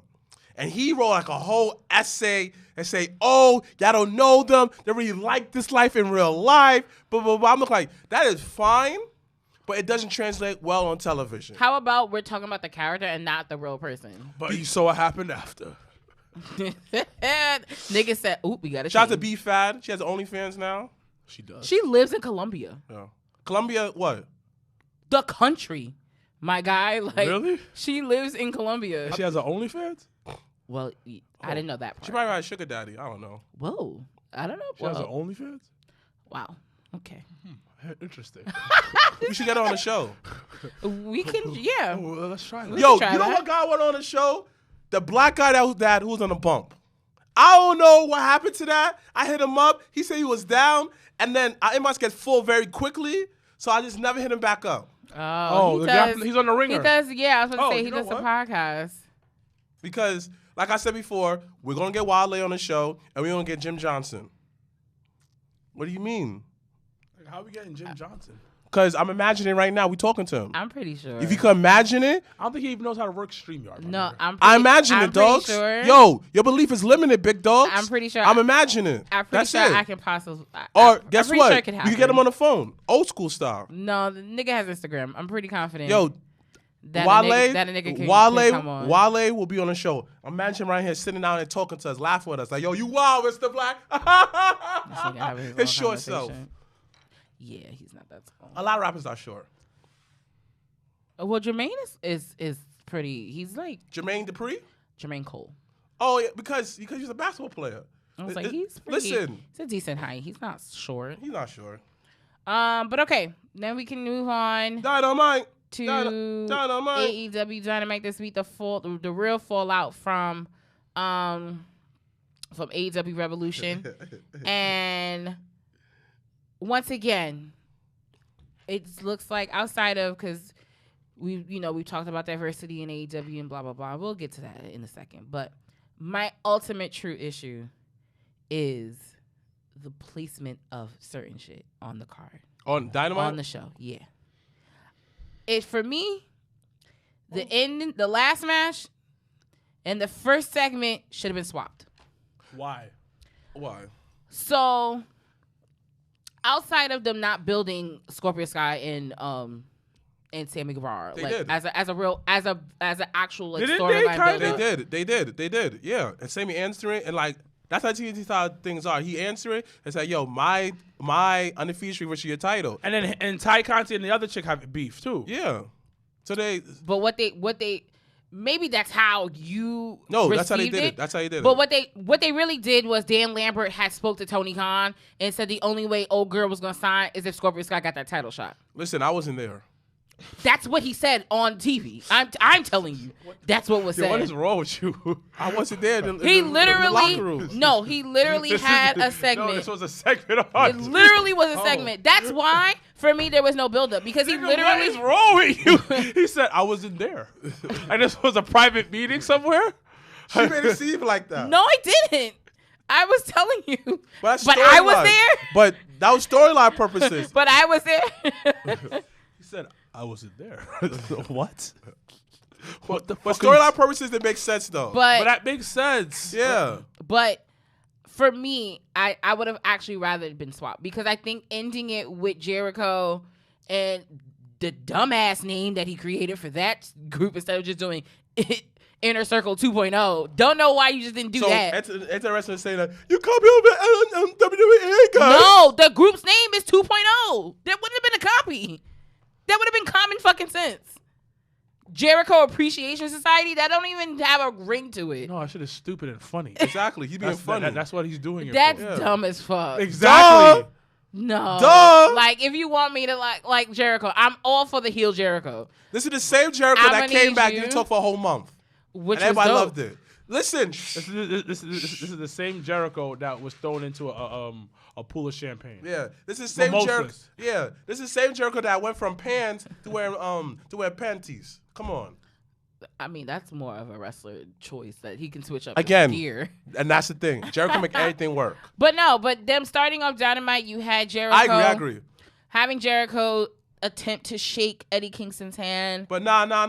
Why you taking a spot from the black man main eventing? And then So I'm for not. it. Yes, you are. I'm not though. But you are though. Yeah. I'm really not You though. wanted to swap it. Yeah. I wanted to swap because I felt like after the Jericho segment, it was like monotone. It was like doo, But it was setting up for stuff. which is fine.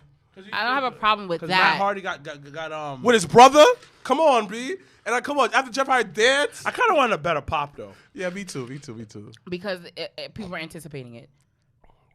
It was still Well, good, actually, though. no, I take that back because niggas was anticipating it when they did it at Mania and niggas still popped. So never mind. That didn't work. I think people pop because like they use the same song he did in WWE. So you know what I heard? What? It's a generic song. Yeah, so It's anybody copyright can free get the song. license to Yeah. use it. It's copyright free, yeah. So anybody, it was on like somebody told me that they heard it on Yeah. an elevator. Yeah, What? that's Yes. how it goes. Yeah. It's a Wait. generic, Somebody heard the elevator? Yeah. Did it start dancing like Jeff Hardy? It's a generic ass song. Like that's crazy. This is Yeah. why it makes sense why WWE just changed a little bit. Because I was hit. Because I thought about that too, and then we had looked it up last night, and we saw that it was like you think of it like when other schools do plays, Yeah. and you can purchase the licenses Free for when domain. you're using it. Yeah. No, I get it, but it was just interesting because I didn't expect It was fire though. He coming out, whatever, dancing on both sides. He looks great. Yeah, he does. He definitely No dropped gut, some no pounds. nothing. Yo, Slim. I low key whatever Jericho's workout plan, he needs to give those. He needs to DDP give that yoga. up. DDP yoga, He dogs. needs to give that recipe up. DDP yoga, my nigga. DDP yoga, He B. stopped eating those steaks that he Because that promotes. nigga, Yeah, he don't advertise on the show no He'll more. fuck- He advertised those Omaha steaks. He don't advertise it. He's like, this shit's got me fat, B. Dang. This in my bubbly got me I'm fat. fucking dead. Yo, he don't advertise the steaks no more. But what I do like though is, and that's why I like the Jericho thing. It made sense, and I like the fact that now Santana and Ortiz can kind of now really do their own thing and work that up and not have to deal with Jericho for much longer. Because I mean they're gonna feud for a little And bit then William longer. Regal gave the promo of the year. William Regal. Oh, my that, gosh. Not for nothing. Put some respect for my son, That- Tony Schiavone. First of all, let me tell y'all, that was the first Dynamite I seen Nate Nobody snatch that fucking mic from him, and I was happy about it. William Regal's always a 'Cause backstage y'all niggas forever and a day been snatching that fucking. First of all, Tony Schiavone was out here doing double time because that nigga was at the top of the ramp, then had to come down to the ramp, then at the top of the ramp, then come back down and interview all these niggas all night. Shout out to Tony Schiavone. So, but out of all the ex WWE guys and people that got released and fired, all that shit, William Regal was the hardest one for me to swallow. I'm not gonna hold you because it was just like that was a very good pickup. Out of all the niggas they done got within the last 6 months, He's behind stage too. that nigga was Yeah. the best pickup. He's on y'all screen coulda and did. off screen, so you know. So I Tony hope Khan. and pray that Tony really leans on them and really hears them out on shit. He has to for like because like I it's like hope he's running 2 companies now. And pray. You know he put his career on the line for Sasha. William? Mhm. I believe it. Cause they was like he was like, you need to sign her. He's like, if she's a dud, fire me. I believe it because he's that kind of guy. And and once again, him doing the promo and talking about his history. And because we were saying here, like, he's only 53. The fuck? That nigga been looking like he's 50 since he was 20. He's British. I know, but still. They age different. Yeah. They've been through Real it. different. And plus, he had a rough life. Yeah, no, I know. Something called drugs. Yeah. Yeah. It's hard. Alcohol. Yeah, drugs and whiskey and all that shit. Scotch. And fighting random people in the bar. Yeah. A man's man. Yeah. but no, that was a bob. Like anything but it's good to see William Regal there to give his 2 cents into things as long as it's heard on an ear that wants to hear. Yeah. I kind of like the fact that Moxley and Daniel Bryan, because they was missing that grit group, like a real gritty group. Mm-hmm. Like they didn't have like a Bridge Souls, you understand? They didn't have an APA. Now this group is really just gritty niggas that know how to wrestle. It's gonna be good. It's gonna be good shit. And William Regal is king. Yeah, always. There's so much respect for him. And I what mean, he's he done was like for king the of the ring, business. though. Remember y'all ass taking a picture with him? I was so jealous of that shit. I ain't gonna hold you. Let me take a tell picture you. with him. Yeah, let me tell At you. fucking It was the Battle Women Club. Crush, Yeah, Women the Crush first ever Wrestling. Women Crush Wednesday Like, during Mania he came week in like here, like, and he came was in the Uber. cut. Yeah, I remember. Oh, that's where you took Yeah, the like picture? he took Yeah. the Uber here, right? He said, "Excuse me," 'cause I was smoking a bud. He's like, "Excuse me, can you tell me what it is?" I was like, "Yeah, I looked up. Oh my gosh, you were in Regal. You were in Regal." And I promise you, ladies and gentlemen, that's exactly how he reacted. What happened? I Yo, promise you that. he was just like, yeah, cause I'll be loud. Yeah. Yeah, I'm like, oh my gosh, you were in Regal. And I started running down his stats. Like listen, I don't get hyped for no type of entertainers. Zero. You get hyped all the time. Yeah, all the but time. it's different conversation. I was about to But say, like, but did we go not? ahead. Are we No, not gonna talk I about don't- Sting? No, I said no type of entertainers. Only wrestlers. You see? But wrestlers are entertainers. entertainers, so I'm gonna need you to use a different Let word. me finish. Sports entertainers. Yeah, like I don't get hyped if I see Kanye West, whoever, whatever. I don't care. But wrestlers, Musicians. I get no. People famous in general, but wrestlers, come on, dogs, come on, come on. If I see Darby Allin in person, I'm passing out. That's it. You should have passed out from the phone from the message he sent to you. I almost passed out. I was So what happened? son, he was mad cool. He always like, yo, Kingdom Ring, man, we won. He said, man, that was a long time. He laughed like, dang, so you remember that, son? Of course. And he took a picture with me, son. Like, Where's the picture? oh, I haven't. You should post it. I am. Yeah, like you have to But understand. that was like, when William Regal. And then, so then when you let it, so you showed him. So you said, where am I? Yeah, he was right there. Super cool. He's like 6'3". He's tall. Yeah, I I remember Yeah, seeing him. yeah. He got size. Because you know what was funny? The wrestling changed. Nobody noticed this, but because the whisper started coming around that he was here, that he was there. Because I remember when he walked right behind me. I was talking to somebody. Somebody was like, "That's William Regal," and then he walked behind me. I was like, "Oh shit, it is!" And then he's like, and he's watching the match, and then I guess whisper started coming around that he was there, and then the next match you saw the wrestling started getting more crisp. They started slowing down. They started storytelling. Yeah. Listen, And he you was see just- the effect on him AEW so far. And he was just like, I don't know about that, but I think he will have a very good No, effect on listen. it. This week, from beginning to the end, it was one of the greatest shows because it gave you sports entertainment. It gave you wrestling. It gave you filler matches. It gave you a women's match. It gave you a woman. A woman talking about how they're gonna kill each other in a cage match consistently. And something that we talked about. They don't do rematches, but guess what? Continuation to Jericho. Continuation to my son Adam Page versus the other Adam. Think about it. Him in the Dark Order a little bit having beef or whatever, because it makes sense though. Because when you elevate to the point that you are who you are, certain friends cannot ride with you. The Dark Order was cool when he was drunk, but him who is right now, he's not there. But the Dark Order be trying though. You understand though, son? That's low-key trash that he don't want to be friends with him because he's not an alcoholic. but it makes sense though. I'm not saying that it doesn't make sense. Why would you want to be around people that bring you down? But the Dark Order brought them up, son. But they were giving him liquor. He Actually, doesn't wanna drink every anymore. time he came around, he already had a cup in his hand. So Yeah. actually, Yes, but they never stopped him. they didn't. They never stopped him from drinking. The Dark Order is Dark Order. You're annoying. I as mean, fuck. it is time for him to turn bait. I'm healed down. But it's too much heel I group did story. like that he get. Even though I think that Dante Martin getting a title shot once again, I would have rather it been That something. made no sense. Absolutely not. And I would have rather that. No, been he was older. something. He was older. But the thing is, though, From it what? doesn't make sense. From And the- if he was, my while thing ago, was, yeah. my thing was, if he was ranked number 2, and this is what I mean by sometimes they pick and choose when they want to use this ranking system. But if he was ranked number 2, why did you not just build a storyline around him? Because he And can't, and he can't Paige. talk on the mic. Neither really one of them can. So I can, but. And his But brother's coming back. But see, but the thing though, his brother already back. His So brother and was that's why back it didn't at- even. yeah, That's why actually. it didn't make it even more sense He because closed he the just chapter. he just tagged with his brother Yeah. that just came back, and they were one of the last. They were the one of the two last tag teams in that. But in that that's match. how you build up the future.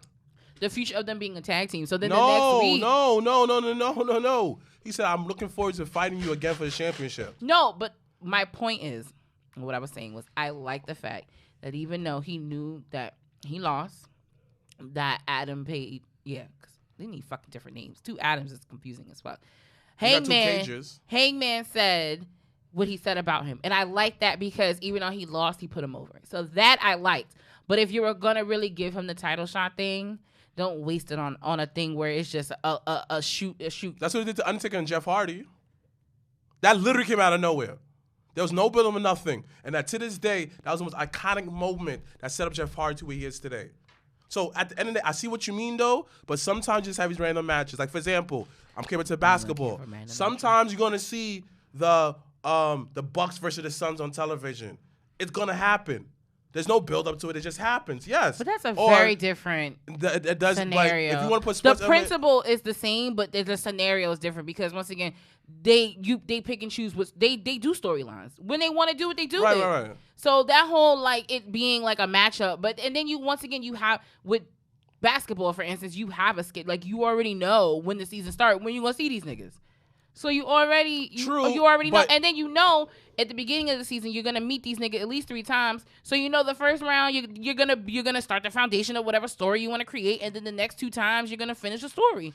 But it doesn't matter though. It's just like when it's not as random. Yeah, it's just like sometimes, like for example, you know the AFC is gonna get beat by the first seed, but sometimes you're like, oh shoot, this happened. You just put it on there. I like it because it shows you that sometimes you just need throwaway matches that doesn't add up to nothing. But the thing is that don't do the throwaway match with the guy that's ranked number 2 and it not really mean something. So this is my thing. Him being ranked number 2 makes sense for him to go for the title shot, right? But is there anywhere in the near future he's going to be going for the title again or become the title or become champion? You never know. We don't know. I don't see that happening because when you mentioned Jeff Hardy, that was out of nowhere. It was also like a TLC match, low key. A ladder match, yeah. It was a ladder match. And then Jeff Hardy ended up becoming champion later on. Later on, yeah. And he was still in tag team too. But it wasn't. I don't think it was even. But it was. I think it was more of a test to see where he falls. But I just don't. He doesn't have mic skills for me. But the thing about it, it works in AEW. You don't have mic skills. Yeah. I think that's what. I think it was just to, hey, let's put him here, and see how he flies. But even the guys who have championships have mic skills. This is the point. This is the part that internet wrestling don't understand and forget that. Adam Page, mic skills. You know, Scorpio Sky, mic skills. Jay Cardell, she has the presence, and you could tell her mic skills getting up there. And she has Smart Mark. You understand? The tag team, they had Chris Jericho. And both of them are getting better on the mic. They're getting better on the sticks. The women champion, same thing. Everybody who's elite in over there have mic skills. But the thing about it, but this goes to all sports, though. Any superstar you've ever seen was charismatic. We can talk about football. You can talk about Deion Sanders, charismatic as fuck. Ray Lewis, charismatic. Right. Marshawn Lynch, he didn't say much, but he was charismatic and funny. We can go to NBA. Mike was funny, charismatic. LeBron, charismatic. Any superstar is charismatic because they're selling you the game and they're selling you the sport. All the great boxers, the boxers that you watch, were charismatic. The Gypsy, the fucking what's his name? Tyson Fury. Tyson Fury. Yeah. Charismatic. Wilder, charismatic. Like he has a fucking gift. Yeah. But that's what's needed to be a champion. You have to have some, like, people be like, oh, I miss a wrestler, I don't need that. No, yes, you do, because you're representing a company. John Cena learned Chinese because he was representing WWE. Well, you can't say Chinese, Mandarin. A Mandarin. Mm-hmm. You know what I mean? Mm-hmm. No, I get it. He learned that. So you need, like, people need to stop saying, like, my skill's not important. It is. Nobody cares about how many flips you can do. Look at Amazing Red. Niggas love him, though, but Amazing Red cannot be that amazing because he lacked the max skills. He actually said that. Yeah. He said, don't be like me. Yeah, because literally, Amazing Red, no matter what circles I hear it, they always his name is always brought up. Always brought up. It's just like... He godfathered the game, B. Right. Even with AJ has mic skills. Yes. Daniel Bryan has mic skills. But then it goes back to what I said about Keith. Keith Lee is absolutely amazing in the ring. But if you can't turn from a face to a heel or a heel to a face, it's not going to work. His mic skills is cool. Like, he has mic skills. But it's for only as a baby face. Exactly. I was going to say that I was going to say not that. I was going to say that he has limited range. Yeah, he has limited range. And it's like, it doesn't, like, you can be mad in a match and still be the good guy because that's the fire. Let's go to the example of Mark Henry. Mark Henry realized that Mark Henry had a hard time, really embracing the Hall of Pain, right? Yeah. But then Mark Henry said, like, he had to understand, like, this is, you said it earlier, this is my job. It doesn't reflect who I am in real life. Exactly. Fuck. I think that we just cracked the issue why Keith Lee got fired, because you are too one-dimensional. I need you to be flexible. Why you think Bobby's able to stay the way he stayed, the way he is? Because Bobby, Loki was doing stupidness with Leo Rush. He got married to he was in an affair with a white woman, and now he got broken. MVP came along, said, "Yo, I got you, man." Like, he gave him a because you can work where you can plug him anywhere. Exactly. Like, they got an LLC, the Hurt Business, and niggas like eating. But that's the thing, because it's like you gotta flip between these two. And you have to be flexible. You have to be able to grow your character. Bray Wyatt. Some people think, "Oh, why did they fire Bray Wyatt?" Bro, this is my fucking company. You keep on being annoying. I don't care how much money you make. I'd rather get rid of you because I like my peace. I might have been why you got fired. Because nigga, you annoying. Well, nigga, you don't show up. Yeah. Think about it. Any regular job, like, if you don't, like, it's only gonna be a certain amount of how many times they're gonna accept the call out. You know what it is? And let's talk about this. Yes, I deal with mental health, whatever. A lot of people do that, this, that, or third. But at some point, I had to stop. I had to keep on going to work to realize that, yes, I am sad, but I'm only sad because of whatever. Like, it does not define who I am. Yeah, and that's the truth. Yeah, and after that, I'm going to say it real quick. Let's just wrap it up. It's just like, yo, like you said, you still got to show up for your job. If you're not flexible and, like, I can't work with you, you're not coachable, yo, get the fuck out of here. You don't realize when a lot of people get released, like Drew McIntyre. Yo, when he got released, he took in the criticism. Years later, he became better. Yeah. I mean, that's just growth, and he was really young, so yeah, he was like 23, 24. Yeah, he was young, so he didn't really know no better. But I guess before we do end the show, real quick, let's just talk about your new TNT champion. First black TNT champion. The first black TNT champion, Scorpio Sky. It's cool. It's cool. I think it's dope. It raises that conversation about the diversity and the black and black and brown people being represented in the title picture. I said this before. Tony Khan does listen. Yeah. Because there was a media scrum, and then where somebody has like, yo, WWE has a higher black audience. But they have more people watching. Yeah, but it's more black people watching it in general. Okay. Go ahead. And then Tony was like, I'm aware of that. That's why we're trying to really showcase Jade more. That's true though, but also y'all don't showcase the black fans, because I was watching the. They're not there. They're not there. Listen, you can find them, but they're not there. Not there. They're not. And I told this. I said this on Public Enemy's podcast. We do AEW. We do WWE viewing parties. Yeah. Every time we do an AEW viewing party, and I have nothing against it, because, bro, listen, I love my white people. Like, they're not my people. But we're people. And like our cousins, the Hispanics. I wouldn't go that far. They're like third cousins, because they're not really very close to us. They're like cousins removed. Yeah. So, but they're still people, and then there's fucking first. Like fucking Greg Brock that comes to the viewing party. He's fucking awesome. Who's Greg Brock? This white guy, but he's great. Shout out to Greg. But like, look, what I'm trying to say is that predominantly the people there that come to AEW's viewing parties are white. Okay, let's also talk about the fan base. We all in charge of the wrestling group or whatever, right? You don't notice, like, when like AEW, black people haven't fully embraced AEW. Because they don't, that's not their target audience. That is true though, but we haven't embraced it. But the thing about it, you can't embrace something that's that doesn't not for care you. about you. Yeah. But okay, and WWE half the time is not for us either. It took us a while to get to this point, but we still embraced it. But then the thing is though, AEW should learn from the mistakes of WWE. That's one. Number two is Attitude Era, you had The Rock. Attitude Era, you had Stone Cold with swag. Attitude Era, you had all these different characters that were about, like, fuck the system type of shit. A lot of people be like, yo, the system be fucking us over. That's why a lot of people like connect with Stone Cold. It'd be the most. No matter if you black, white. Right, because it was the same. You're purple, going through the green. same concept. Because I think in terms of relating to the actual character, it doesn't always have to be face value. Yeah. It can be what you guys share certain values as a person that you're like, yo, you work for the white man? I do too. And I fucking hate him. I do too. This goes back to Vince. Like, people may hate him though, but the one thing about he created memorable characters. Exactly, but then you have people like Acclaim, for instance.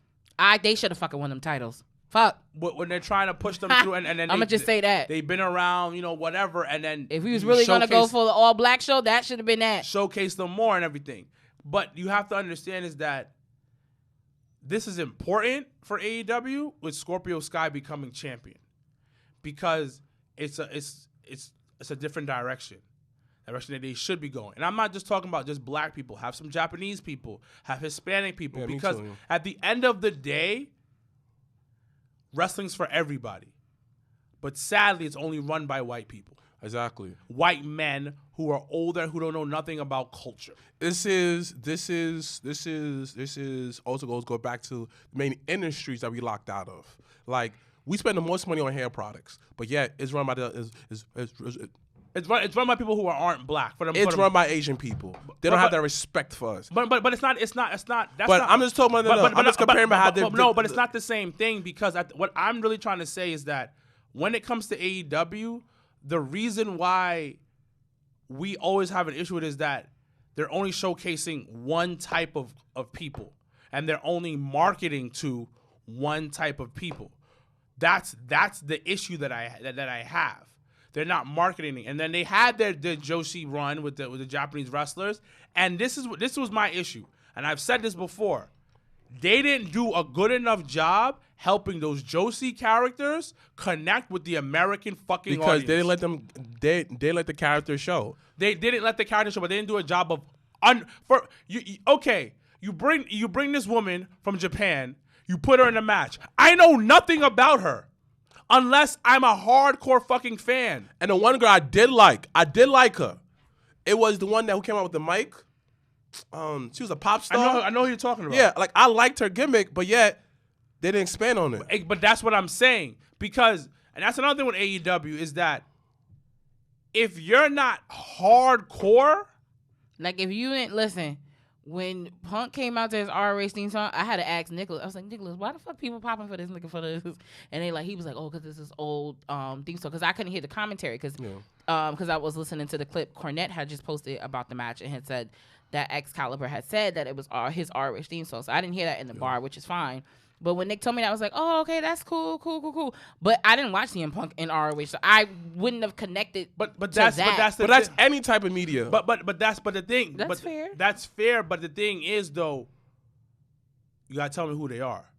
You gotta teach me, and that's what sometimes the AEW lacks, because they'll have a guy here, like, who the fuck is this guy? And then fans are fucking assholes because they don't want to teach you anything. Mm-hmm. Fucking dickheads. But let's see what next week brings. Next week they have St. Patrick's Day bash out in San Antonio, Texas. You're wrapping it up where like you have Thunder Rosa round? once again versus Britt Baker for the AEW Women's title in a steel cage match, and then you have Wardlow facing Scorpio Sky for the TNT title. But once again, make sure to RSVP for our WrestleMania viewing party day 1, day 2. Real quick, shout outs to Ringside Mayhem for having me on their podcast. We did predictions for AEW Revolution, so that information and that link will be up as well. But once again, thank you to everyone that has continuously supported us.